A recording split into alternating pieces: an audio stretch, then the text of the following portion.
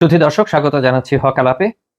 নির্বাচন হয়ে গেল গতকাল এবং স্বতঃস্ফূর্ত এক নির্বাচন, বহুল আকাঙ্ক্ষিত, মানুষের প্রতীক্ষিত এক নির্বাচন, গণতন্ত্রের পথে ফিরে আসার নির্বাচন এবং 5ই আগস্টের গণঅভ্যুত্থানের পরে মানুষের যে অনিশ্চয়তা, সেই অনিশ্চয়তা থেকে মুক্তির নির্বাচন এটি।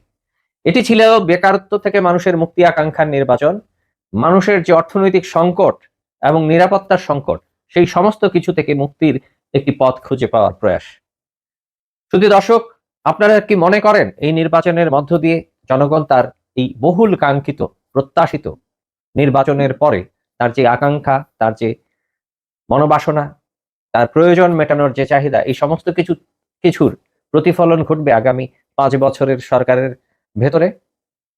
এইসব নিয়ে আপনারা আপনাদের মতামত দেবেন। আমরা আজকে আলোচনা করব এই নির্বাচনে জয়ী হওয়া কিছু আসন নিয়ে।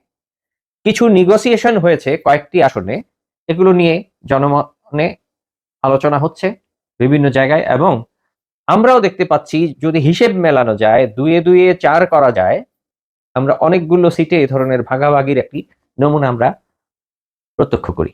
চলুন তবে সেই আলোচনায় যাই। সিলেট 1 আসন, এটি হচ্ছে এমন এক মর্যাদার আসন, এই আসনটিতে যারা জয়ী হয় বলা হয় তারাই সরকার গঠন করে। তাই এই আসনটি বিএনপির জন্য অত্যন্ত মূল্যবান। মানে বিএনপি যেহেতু বড় দল হিসেবে সরকার গঠন করতে চায়, তাই এই আসনে জয়ের জন্য বিএনপি যে কোনো কিছু ত্যাগ করতে স্বীকার থাকে। বিএনপি হোক, আওয়ামী লীগ হোক, সবারই প্রত্যাশা থাকে এই আসনে, এই মর্যাদার আসনটিতে জয় ছিনিয়ে আনার। গতকালকেও সিলেট 1-এ এগিয়েছিলেন বিএনপির প্রার্থী খন্দকার মোক্তাদির। যখন তিনি এগিয়েছিলেন বিশালভাবে, ঠিক একই সময় এই আসনেরই একজন প্রার্থী, যার প্রার্থিতা বর্তমানে ঢাকায় এবং বাংলাদেশ জামায়াতে ইসলামীর আমিরের আসন ঢাকা 15, সেখানে তিনি নির্বাচন করছিলেন। এই সিলেট 1 আসনের বাসিন্দা তিনি, এবং ঢাকা 15-তে তারও ওই আসনে মোটামুটি কম ভোট পাওয়ার মতো পরিস্থিতি তৈরি হয়েছিল, হয়তো তিনি সেখানে হেরে যেতেও পারতেন। জামাতের কাছে ওই আসনটি বাংলাদেশের সবচেয়ে মূল্যবান আসন হিসেবে বিবেচিত হচ্ছিল। এখন ওই আসন যেহেতু জামাতের লাগবেই এবং জামাতের আমিরকে যে কোনো মূল্যে পাশ করে আনতেই হবে, সে কারণে জামাত এবং বিএনপির মধ্যে একটি আন্ডারস্ট্যান্ডিং হওয়ার সম্ভাবনা তৈরি হয় এবং সেটি হয়েছে বলে জনগণের মধ্যে অনেকেই মনে করেন। অনেক বিশ্লেষক এরকমই মতামত দিচ্ছেন। সিলেট 1 এবং ঢাকা 15, এই দুটি আসনের ভোটের গণনা খুবই সহজে সন্ধ্যা বা রাত 9টার মধ্যে আসার কথা, কিন্তু এগুলো আটকে থাকে এই সিদ্ধান্তগুলো হওয়ার জন্য। সরকারও এই জায়গায় এবং নির্বাচন কমিশন এই জায়গায় তাদেরও কিছু ভূমিকা রয়েছে, তাদেরও কিছু আকাঙ্ক্ষিত আসন রয়েছে। সে কারণে এই ফলাফলগুলো আটকে থাকে এবং নেগোসিয়েশনের পর জামাতের আমির ওখানে জয়ী হন এবং সিলেটে মুক্তাদির কে জয়ী ঘোষণা করা হয়। এভাবেই এনসিপির প্রধান নাহিদ, তাকে যে কোনো মূল্যে সরকারের তরফ থেকে জয়ী করে আনার একটি প্রচেষ্টা ছিল। সেখানে এনসিপির নেগোসিয়েশন ছিল, জামাতের নেগোসিয়েশন ছিল। ওখানে কাইয়ুম, তিনি শক্ত প্রতিদ্বন্দ্বী ছিলেন এবং তার জয়ী হওয়ার সম্ভাবনা প্রায় শতভাগ ছিল। আমি নিজেও সেখানে বসবাস করি। ওই এলাকায় নাহিদ তার অর্ধেক ভোট পাবেন কিনা সে ব্যাপারে সন্দেহ ছিল, কিন্তু ওই আসনের রেজাল্ট আটকে রাখা হয় এবং এক পর্যায়ে নাহিদকে সেখানে জয়ী ঘোষণা করা হয়। এই আসনটির বিনিময়ে ঢাকায় বিএনপি লাভ করে তাদেরও একটি মর্যাদাপূর্ণ আসন, যেটি তাদের খুবই দরকার, সেটি হচ্ছে ববি হাজ্জাজের আসন, যেখানে জামাত তাদের অপ্রয়োজনীয় প্রার্থী, তাদের দলের নয়, এনসিপিরও কোনো কাজের নয়, মামুনুল হককে বলির পাঠা হতে হয়।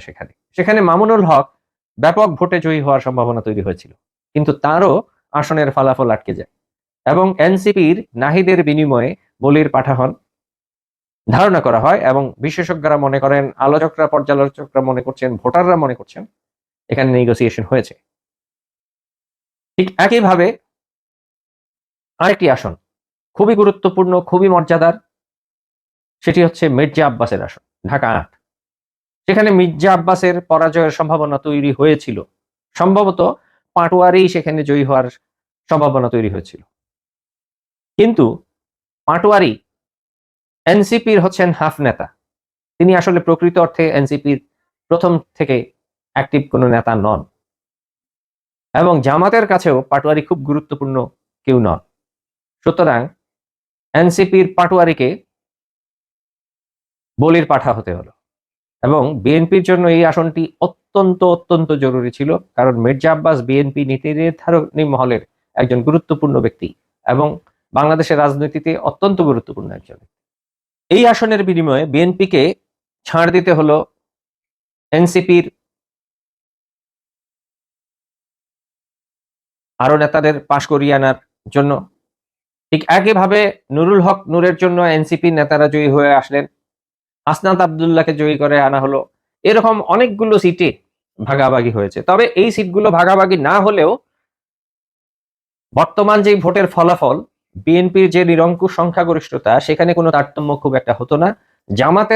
জামাত নিজেও এই নেগোসিয়েশন গুলোতে যুক্ত হয়েছে, সরকার নিজেও এখানে ভূমিকা রেখেছে। মূল কারণ হচ্ছে এগুলো আসলে ভাইটাল কিছু ছিল না সরকার হওয়া না হওয়ার ব্যাপারে। সরকার তো হয়েই গিয়েছিল নির্বাচনের দুপুরের মধ্যে যেই ফলাফল আসতে শুরু করে, ভোটের যেই সমীকরণ তৈরি হয়, সেখানেই নিশ্চিত হয়ে গিয়েছিলেন ভোটাররা এবং প্রার্থীরা যে কতগুলো আসন হতে যাচ্ছে। এই কারণে সন্ধ্যার পরেই দলগুলো তাদের নেগোসিয়েশন পর্ব চালু করে। এটি সব দেশেই হয়ে থাকে।